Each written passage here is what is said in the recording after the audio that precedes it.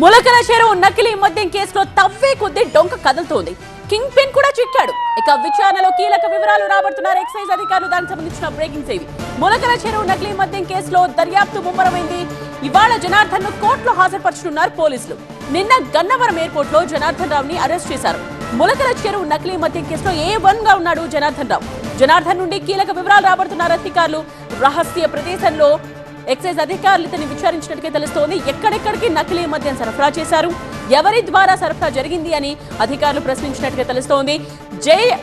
జయచంద్రారెడ్డితో జనార్దన్ కున్న సంబంధం ఏంటని కూడా ఆరా తీశారు. ఇప్పటికే బెంగళూరు, హైదరాబాద్ లో ఎక్సైజ్ బృందాలు మకాం వేశాయి. నకిలీ సీల్స్ తయారు చేసిన బాలాజీ కోసం ప్రస్తుతం గాలింపు కొనసాగుతోంది.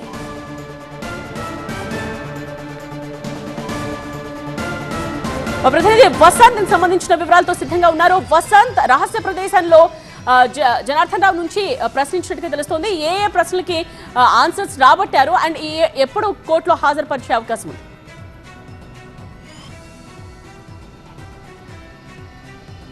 ప్రస్తుతం రాష్ట్రవ్యాప్తంగా సంచలనం సృష్టించినటువంటి ఈ నకిలీ మద్యం స్కామ్ కేసులో ఇటు ములకల చెరువుకు సంబంధించి అలాగే ఇబ్రహీంపట్నంకు సంబంధించి రెండిట్లో కూడా ఏమనగానే జనార్దన్ రావు ఉన్నారు. కాబట్టి ఈ ఎంటైర్ ఎపిసోడ్లో అసలు జనార్దన్ రావు వెనక ఎవరున్నారనే కోణంలో ఎక్సైజ్ అధికారులు దర్యాప్తు చేస్తున్నారు. ప్రధానంగా ములకల చెరువులో మద్యంకి సంబంధించిన డంపు బయటపడింది.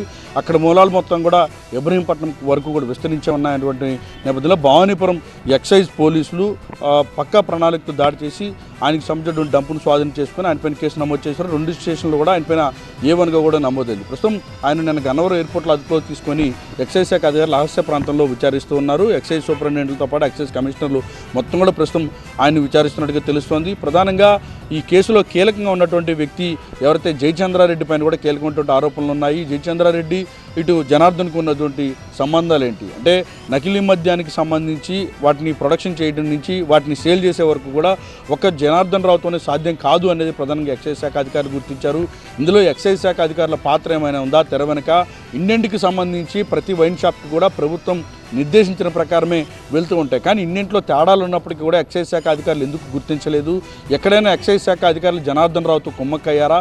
లేదా జనార్దన్ రావు ప్రత్యేకంగా సిండికేట్ ఏర్పాటు చేసి ఈ నకిలీ మద్యం మాఫియా మొత్తాన్ని కూడా విస్తరించారనే కోణంలో కూడా దర్యాప్తు జరుగుతుంది. ఎంతకాలం నుంచి జనార్దన్ రావు ఈ నకిలీ మద్యాన్ని ఉత్పత్తి చేస్తున్నాడనే కోణంలో కూడా దర్యాప్తు చేస్తున్నారు. ప్రధానంగా ఈ ఎంటైర్ ఎపిసోడ్లో ఇంటి దొంగల పాత్ర కూడా ప్రధానంగా తెచ్చుకొచ్చినట్టుగా తెలుస్తోంది. ఎక్సైజ్ అధికారులు ఆ కోణంలో కూడా దృష్టి సారించారు. ఇప్పటికే ములకల చెరువుకు సంబంధించినటువంటి ఎవరైతే ఎక్సైజ్ అధికారి హిమబిందు పైన వేటు వేసినటువంటి నేపథ్యంలో ఎన్టీఆర్ జిల్లాకు సంబంధించి ఇబ్రహీంపట్నం పరిధిలో కూడా కొందరు ఇంటి దొంగల పాత్ర ఉందనే కోణంలో కూడా దర్యాప్తు చేస్తున్నారు. ప్రస్తుతం జనార్దన్ రావుని సౌత్ ఆఫ్రికా నుంచి గన్నవరం ఎయిర్పోర్ట్కి వచ్చినటువంటి క్రమంలో ఎక్సైజ్ శాఖ అధికారులు అదుపులో తీసుకున్నారు. ఆ క్రమంలోనే టీవీ9 అతను ప్రశ్నించినప్పుడు తనకి ఈ కేసుతో సంబంధం లేదు, తను అన్యాయంగా ఈ కేసులో విరికించారు, తాను ఏ తప్పు చేయలేదు, ఎక్సైజ్ శాఖ అధికారులకు ఇప్పటికీ అన్ని అంశాలు వివరించారంటూ కూడా చెప్పుకొచ్చే ప్రయత్నం చేశారు. కానీ తెర వెనుక మాత్రం ఏం జరిగిందనే కోళ్ళు ఎక్సైజ్ శాఖ అధికారులు దర్యాప్తు చేస్తున్నారు. వాస్తవానికి ఈ ఎంటైర్ నకిలీ మద్యం వివాదం రాజకీయ వివాదంగా మారినటువంటి నేపథ్యంలో ఈ మొత్తం ఎపిసోడ్లో జనార్దన్ రావుతో పాటు ఆయన సోదరుడు అలాగే ఈ మొత్తం నకిలీ మద్యాన్ని విస్తరించడం వెనక